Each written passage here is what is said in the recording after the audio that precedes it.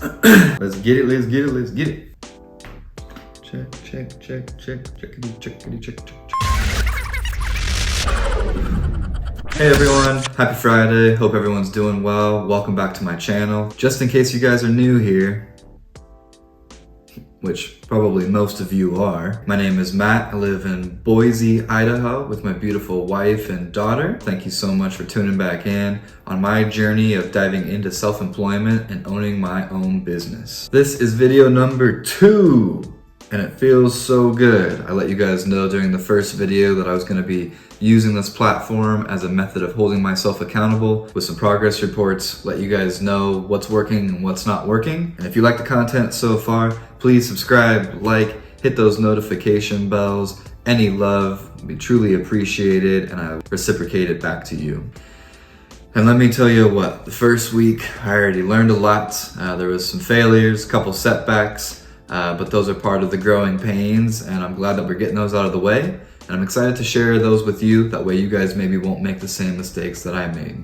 First things first, I filed for my LLC. That's the first step in getting the business really started. I went to the Secretary of State's website for the state of Idaho. Pretty easy, you go on there. There's a page I can link here for you guys if you're in Idaho, or show you guys what it would look like just so you know where to find it. But pretty easy. You either can do S Corporation, LLC, there's all the forms and everything to fill out. You go ahead and fill it out, put the name of your business, everybody that's going to be associated with the business that you want their name on there, whether there's a registered agent, the governors, and so on and so forth. And then you go ahead and file that and pay the fee. That fee for me in the state of Idaho was $104, which included the filing expense as well as a processing fee. And I'll tell you guys how I messed that up and how I had to end up paying a little bit more, unfortunately. Then my wife and we both started to build our online stores, premised around a certain theme and certain products that we did some research on. We went to GoDaddy.com. We bought a domain, which I think cost us around $10 for the domain, as well as some protection on the domain. Not too bad. Once we secured that, then we went on to Shopify. We purchased the basic membership, which included $1 for the first 3 months. So it's $3 for 3 months, and then it's gonna be $30 every single month after that. And so we purchased that subscription, went on there, started to create our store via Shopify as well as on Etsy. And I'll go ahead and put a link to both of the stores that we're creating right now. That way, if anybody wants to check them out, purchase any products, that would be awesome. If not, if you want to go there, check them out, give me any feedback, leave the feedback in my comments, truly appreciate it. That way I can go back and see if I can switch some things around and make some things work on my behalf. With the Shopify basic membership, you are eligible to have 3 different stores, which is pretty cool. That way you can try out different products and streamline it before you pay for a premium membership, and as well as giving 2 employees access. That way they can help you manage the store or market for the store as well, which I thought was pretty cool for the $30 a month that it does cost to get that ability. So the next thing that was on our list was to hit the bank. We have been looking around a lot on the internet about which bank we were gonna go with. I'm already with Chase Bank, so I went ahead and went to Chase. It was a good thing that I went and found out this information. That way I could streamline some of the other process.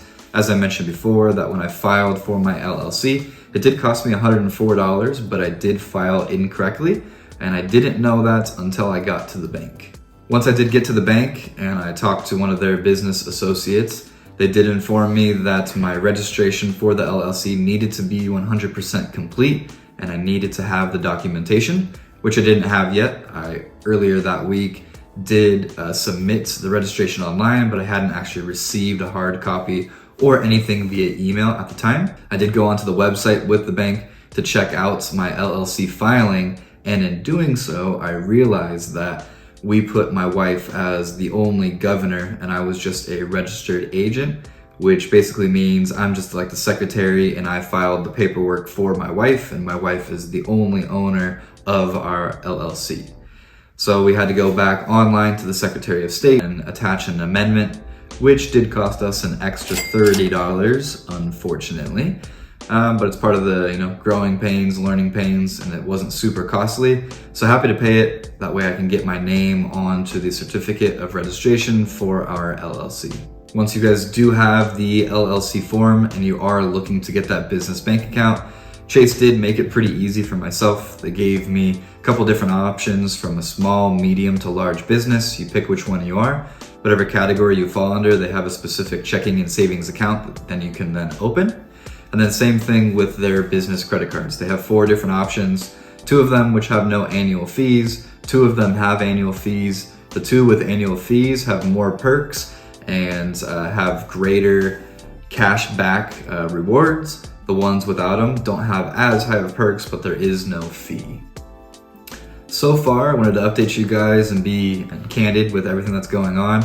My expenses so far are gonna be $145, which includes everything from our mess up, purchasing the LLC, to the $1 fee for Shopify, and the $10 for the domain via GoDaddy. Fortunately enough, since the beginning of the year, I have made a total of $366 via self-employment, via my healthcare and life insurance license. And so right now we're at a net profit of $221. And that doesn't include any other expenses that come with my household, groceries, rent, anything like that. If you count all that, we're definitely in the hole so far. But if you look at it just from a standpoint of actual business expenses to revenue brought in, I am up $221 so far in the month of January in 2023. Let me know if you guys would be interested in me making another video in a couple of months when I really get a true test to how much money I needed to have set aside to pay for all of my rent and bills on the monthly to get me by stress-free until I started making enough income to start to pay for those bills. Let me know in the comments down below if you guys would be interested in that. I'm actually making this video a little bit earlier in the week than I typically would. I like to update you guys on either Wednesday or Thursday right before that Friday with all the updates from the week. That way you have the most updated information and can really see where I am. This week I'm actually going to be traveling out to lovely Oregon, Portland, Oregon, to go to a territory kickoff with the health and life insurance brokerage. They do a territory kickoff every year at the beginning of the year to update everybody on different laws, rules, regulations, and things like that to make sure we are all selling in the right capacity.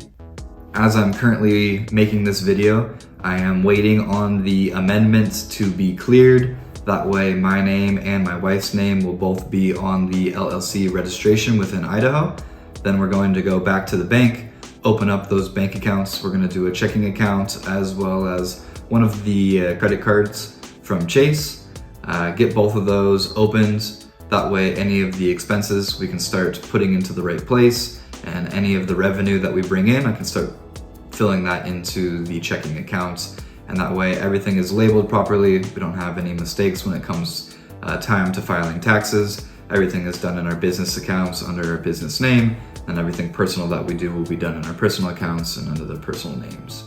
Once we do get those bank accounts opened, the first train of thought is going to be to get some ad spend going. Let me know in the comments what you guys recommend on ad spend for either of the stores that I'm going to list down below. You guys can check those out and let me know what would be the best SEO, key terms, any words to help me really optimize. I would truly appreciate any insight from you guys. But my plan is to, once we get the business cards, I'm gonna be picking one of the business cards that does have a cash back percentage on all of ad spend with a certain amount for the year.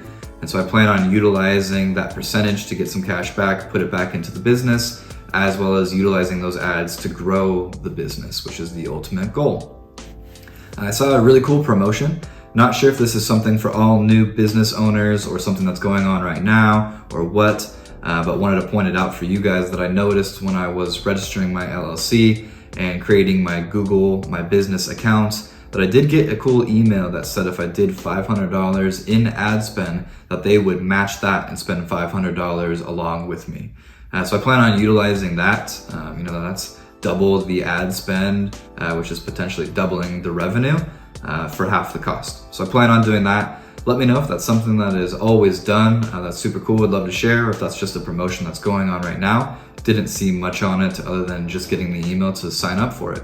The focus really this week, guys, is going to be 100% around getting that amendment taken care of. That way I can open up that bank account and get the ad spend going. Right now, we just have all organic traffic. Gonna be posting some videos and trying to optimize some SEO, but we all know ad spend is the way to go, especially when you're just getting started, to really get it taking off. So that's the biggest thing, is I'm waiting on the credit cards. Once we can go ahead and open up those, we're gonna get the ad spend going, and we'll dive into further how much a day I'm spending on ads, if the ads are working, who I'm targeting, and more. My other big focus this week is going to be finishing the Shopify store. I'm almost complete. I have one of the products on there. I have the domain purchased. I have the main page up and ready. I'm just getting the contact page, the shopping page, the cart page finished up, a couple of minor details, some coloring done, some fine tunes, and then I'm gonna be launching that. I will leave a link below for that store as well. Just know it's not 100% done, but any love and appreciation through that store would be much appreciated from my end as well. Well, guys, I hope you crushed this week. I hope you left everything on the table. I hope that you learned something new. I hope that you have an amazing week. I also hope that you guys have an amazing weekend, even if that means just hanging out on the couch and not doing much, or traveling, going someplace new, or hitting up your favorite restaurants. I'll leave you guys with that, and stay safe until next week, where I'll be updating you on my journey of week 2, and hopefully some further progress and successes on my end. Until then, it's been awesome. Truly appreciate all the support and love thus far, and really appreciate everybody who did like and comment and subscribe to my channel during week 1. Until next time, friends, let's go!